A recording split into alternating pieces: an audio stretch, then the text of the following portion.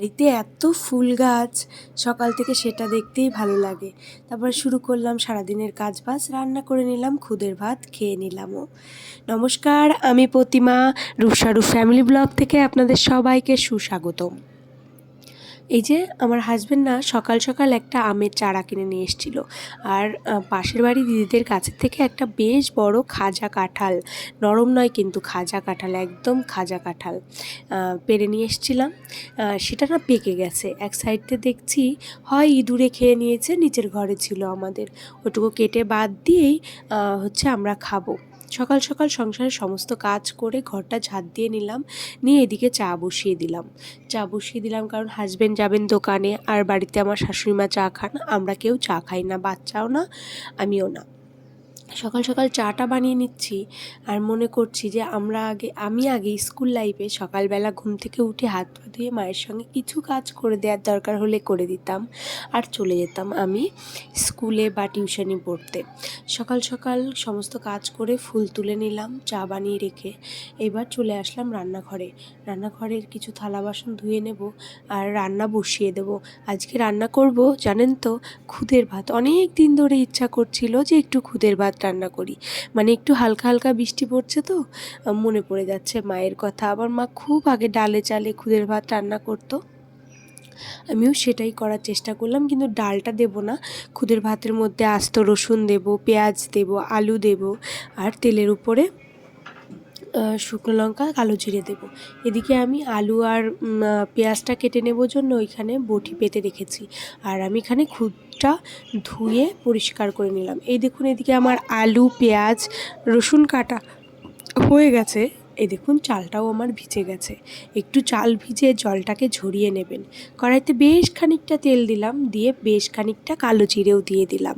কালো জিরে দিয়ে এবার দিয়ে দেব গোটা কয়েক শুকনো লঙ্কা দিয়ে বেশ ভালো করে, আমি কেন বলুন তো ওই কড়াইতে তেলটা লাগালাম চারিদিকে, কারণ যাতে খুদের ভাতটা না আমি এই কড়াইতেই রসটা শুকিয়ে নেব, যাতে না লেগে যায়। ওই জন্য ভালো করে খুদটাকে ভেজেও নেব এবং তেলটাকেও সারা কড়াইতে লাগিয়ে দিলাম।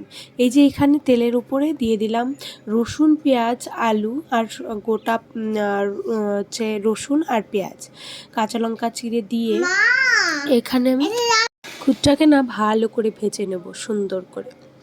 আমার হাজব্যান্ড দোকানে গেছেন, সে বলেছেন রান্না হলে কিন্তু তাড়াতাড়ি খবর দিও, আমি এদিকে ঘানি ভাঙাচ্ছি। আমি বললাম ঠিক আছে, আমি রান্নাটা ফটাফট করে নিই। আর এর সঙ্গে ভাজবো একটু পটল ভাজবো আর ঘ্যাটকোল বাটবো, সেটা আর আপনাদের সঙ্গে শেয়ার করছি না। আমি ওদিকে ওটা ভাজা বসিয়ে দিয়েছি পাশের কড়াইতে গ্যাসের। এদিকে খুদটা ভাজা হয়ে গেছে, জল দিয়ে আমি ঢেকে দিলাম খুদটাকে। দেখুন কি সুন্দর ফুটছে। পাশেই পটল ভাজাটা বসিয়ে দিয়েছি। ছোটোবেলায় জানেন তো, মা যখন আমাদের বেড়ার রান্নাঘর, মানে পাটকাঠির বেড়ার রান্নাঘর আর মলিবাসের বেড়ার রান্নাঘর ছিল, যখন রান্না করতো না বেশ একটা গন্ধ ছাড়তো, আর আমি ওই জানলার ফাঁকা দিয়ে মা পাটকাঠি গুঁজে একটু মানে বেড়ার ফাঁকা দিয়ে পাটকাঠি গুঁজে মা একটু জানলা করতো, আমি একটু উঁকি মেরে মেরে দেখতাম রান্না কত দূর হতো। মা বলতো এই পড়াশোনা আগে করে নে, তারপরে আমি ডাকবো, সকালের পড়া করে নে।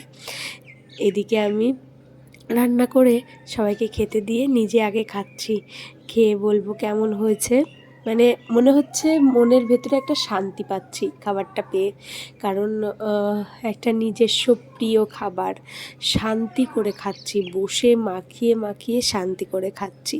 তারপর দোকানের ছেলেটার জন্য সুন্দর করে টিফিন কারিতে বেড়ে দিয়ে দিলাম আলু, খুদের ভাত, পটল ভাজা, ঘ্যাটকোল বাটা। এখনও বেশ অনেকটা রয়েছে কড়াইতে, জানেন তো, অনেকটা রান্না করেছি, এটা থেকেও যাবে আমার মনে হয়। আমার ভিডিও ভালো লাগলে প্লিজ লাইক, সাবস্ক্রাইব করবেন।